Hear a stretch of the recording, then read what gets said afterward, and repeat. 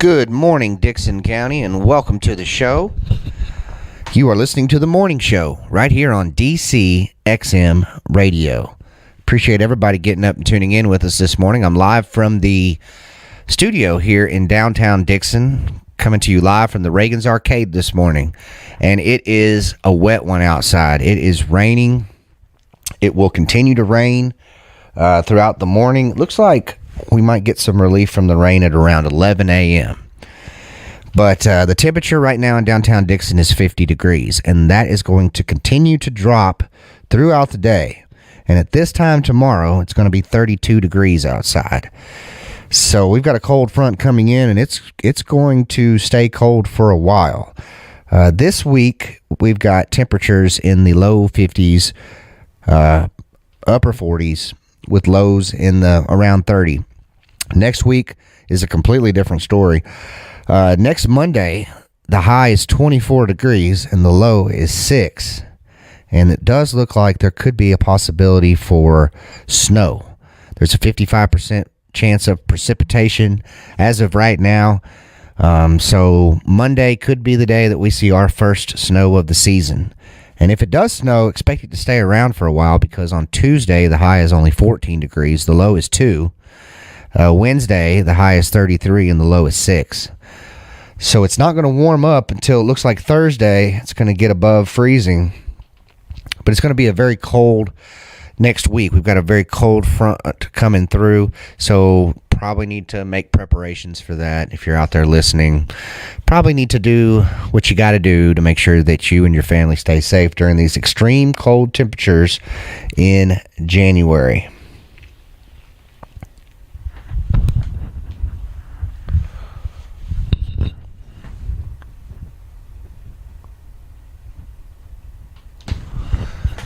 And we're back here on the morning show here on Dickson County XM Radio. I appreciate each one of you tuning in and listening today. Today is just the first day of many.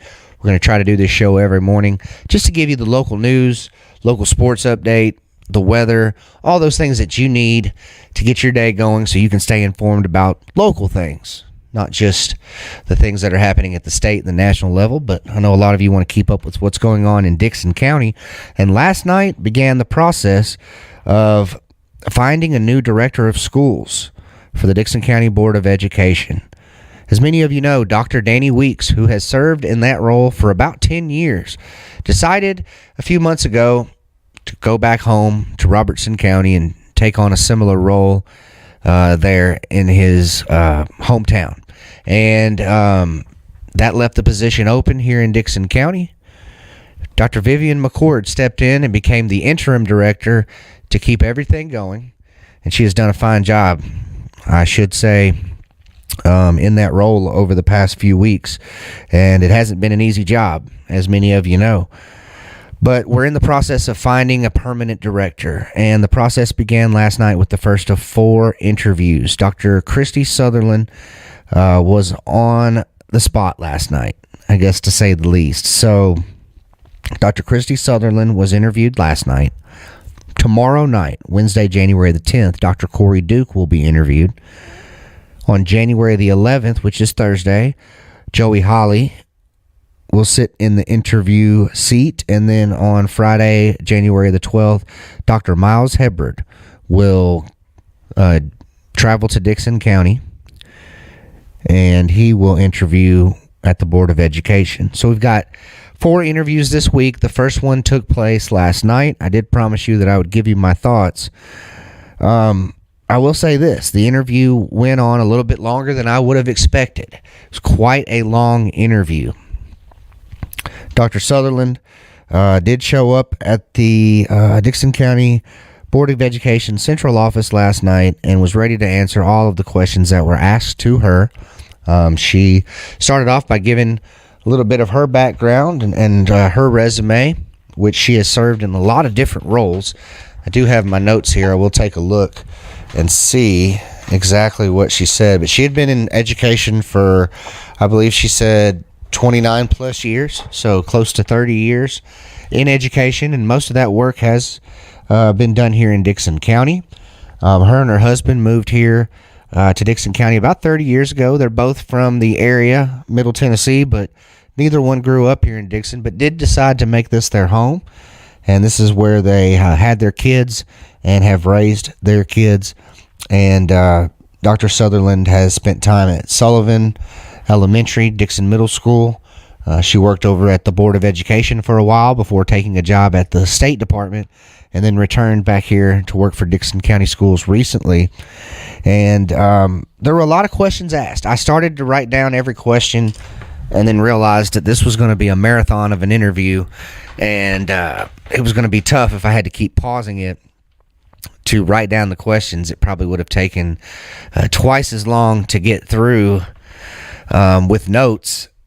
So I just decided to sit back and listen. And like many of you, I know because I was watching on YouTube, and I know many of you were watching as well, because I could see in the corner of the screen that there were at several times anywhere from 150 to 200 people watching, including folks who were there in person.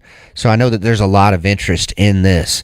And I will say Dr. Southerland, I thought, did a really good job answering the questions. It's not easy to be interviewed. I know many of you, probably everybody that's listening, has been interviewed for some job in some capacity in their lifetime, and we all know that that's a very hectic situation, very stressful, to be answered those questions and to be put on the spot and wanting to try to do your best. It can be a difficult task, and I thought last night Dr. Southerland did well with the marathon of questions.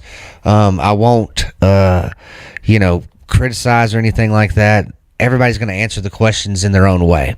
And I think that listening to those interviews, yes, the questions are important, but it's more or less the way that the candidate answers the question that you really kind of see their philosophy, their personality, different things about them.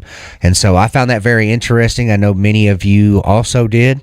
And I'll be interested to see the upcoming interviews as well that will continue tomorrow night and will go on through the week. Dr. Southerland did say one thing, though, that I did kind of highlight, and she really stressed the importance of teachers and how great teachers make a great school system. And I just have to say that I agree with that, and I appreciated that. And I did want to highlight, something that she did say that I thought was interesting, but definitely don't want to criticize. We've still got many more interviews to go. So we just kind of want to sit back and listen to each one of those, and then maybe at the end kind of go back and evaluate. But Dr. Southerland went last night, Dr. Corey Duke tomorrow, Joey Holly Thursday, and Miles Hebard will go Friday. As you know, Dr. Southerland, Dr. Duke, Coach Holly are from Dickson County as far as where they've spent time working in their career. All three of them have spent a lot of time around here, have worked in our school system. Dr. Miles Hebard, from my understanding, is from the Brewston Hollow Rock area, is where he currently works and resides. He is the director of schools down there, and so he is the one with prior experience as a director. He's also the only one from outside of the county. And so it'll just be interesting to see these four candidates. We look forward to keeping up with that and keeping you informed. Let's go ahead and take another break. When we come back, we've got sports. Last night was a very interesting night in sports. So was yesterday, as the bowling teams from the county here met up at Thunder Alley's. We've got some bowling updates for you, as well as a little bit of basketball. So stay tuned. You're listening to The Morning Show right here on Dickson County XM Radio. All right, welcome back. You are listening to The Morning Show here on Dickson County XM Radio. I'm hanging out in the studio this morning, doing the show live. Appreciate each one of you getting up and listening to the first edition of the show.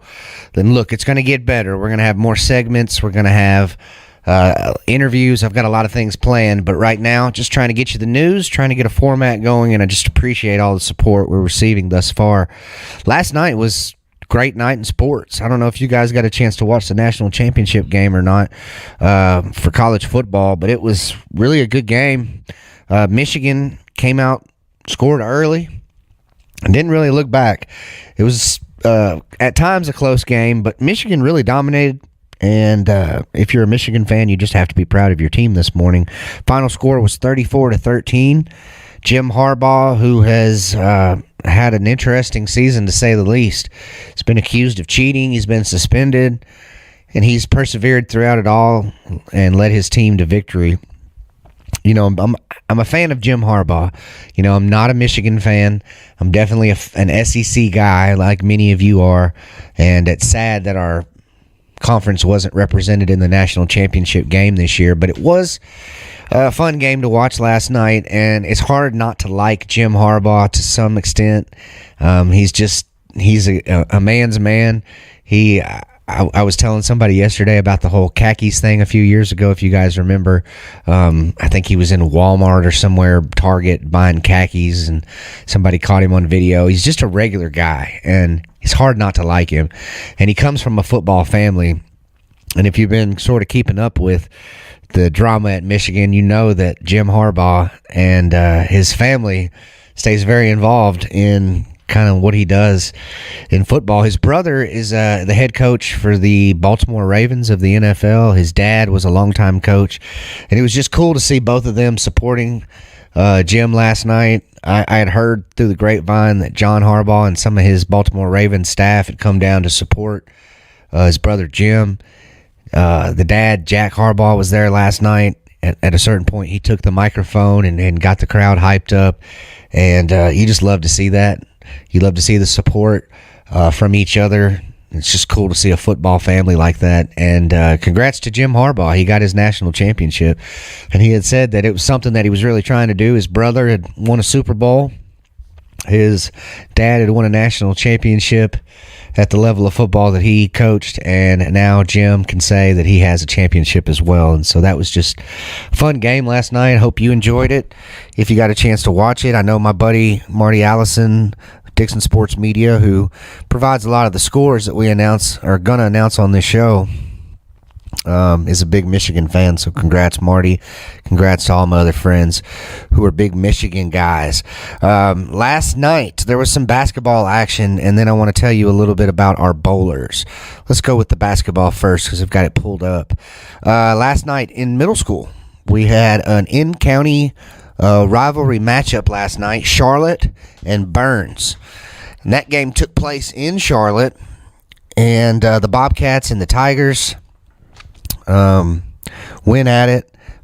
Girls went first, and Charlotte defeated Burns by a score of 42-31. On the boys' side, the Burns Bobcats got the victory by a score of 40-23. So a couple of great games at the middle school level last night in Charlotte.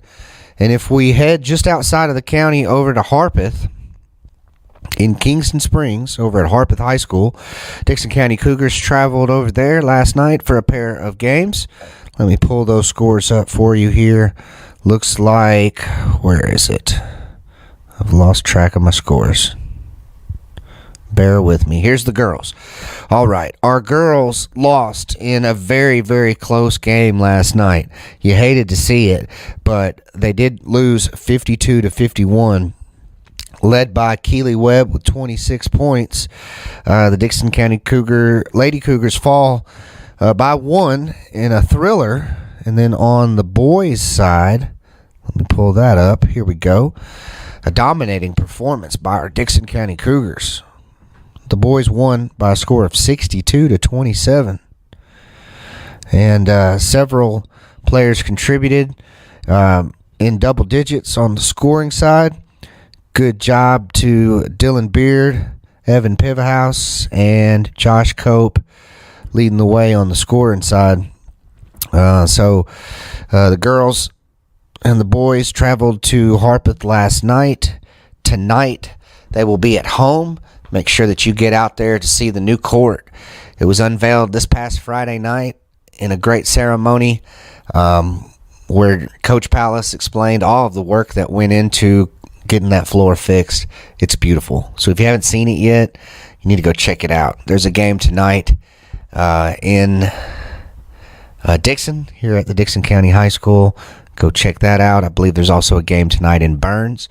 So there's plenty of basketball action. Keep tuned to our Facebook page, DCXM Radio, and we will update you on when the games are, and we will get you those scores as always. All right, let's finish things up here by talking about a little bit of bowling. Last night was a big night in the bowling world.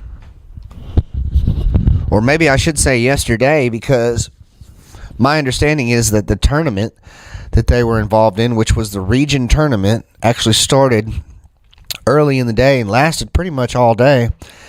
And the Dickson County Cougars, Lady Cougars bowling team, came out victorious yesterday. They are the Region 6 champions.